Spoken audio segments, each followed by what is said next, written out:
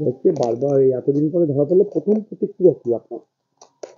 প্রথম প্রতিক্রিয়া, আমরা পারিবারিকভাবে যে এতদিন ধরে শেখ শাহজাহান অধরা, আমরা জানতাম না তিনি কোথায় আছেন, আমাদের সঙ্গে কোনো যোগাযোগ ছিল না। একটা বিষয় আমরা পারিবারিকভাবে একটা আমরা মানবিকভাবে বা মনের দিকটা আমরা একটু হলাম যে তিনি আছেন এবং এলাকাতেই ছিলেন, রাজ্যের মধ্যে কোনো জায়গায় ছিলেন। যার জন্য আমরা এর আগেও দেখেছি বারে বারে তিনি বিভিন্ন উকিল দিয়ে আগাম জামিনের জন্য চেষ্টা করছিলেন। অতএব পুলিশের কাজ করেছে, তার নামে যেসব অভিযোগ বা অ্যালিগেশনগুলো নিয়ে এসছে নিশ্চয়ই তার জাস্টিফাই হবে।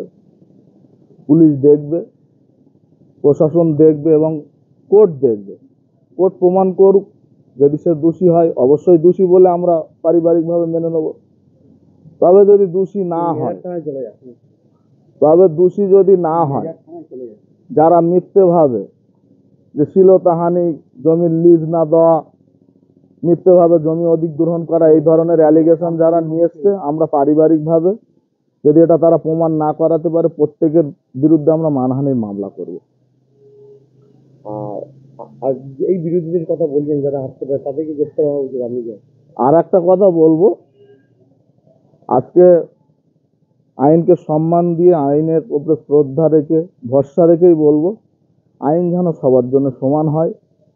একদিকে যখন শেখ শাহজাহানের বাড়িতে বিনা নোটিশে ভোরবেলা ইডি চলে আসে, এসে কোনো তথ্য না পেয়ে ফিরে যেতে হয়, আর একদিকে আমরা সহ সারা রাজ্যে, ভারতবর্ষের, গোটা ভারতবর্ষের মানুষ দেখেছে, রাজ্যের যারা এখন বড় বড় বিরোধী দলনেতা বলে নিজেদেরকে দাবি করেন, নিজেরা পদ হোল্ড করছেন, তাদেরকে দেখা গেছে হাতে করে টাকা নিতে দেখা গেছে। সেই জায়গায় দাঁড়িয়ে তাদের উপরে কোনো আইনি প্রক্রিয়া নেওয়া হচ্ছে না।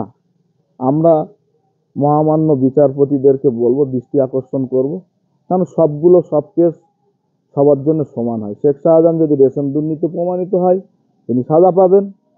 আর যারা টাকা নিতে দেখা গেছে তারা যেন বাইরে না ঘুরে, তারা যেন ভিতরে থাকে, তাদেরও যেন আইনি আওতায় এনে তাদের জাস্টিফাই করা হয় এবং তাদের আইনি সাজা প্রাপ্ত দেওয়া হয়।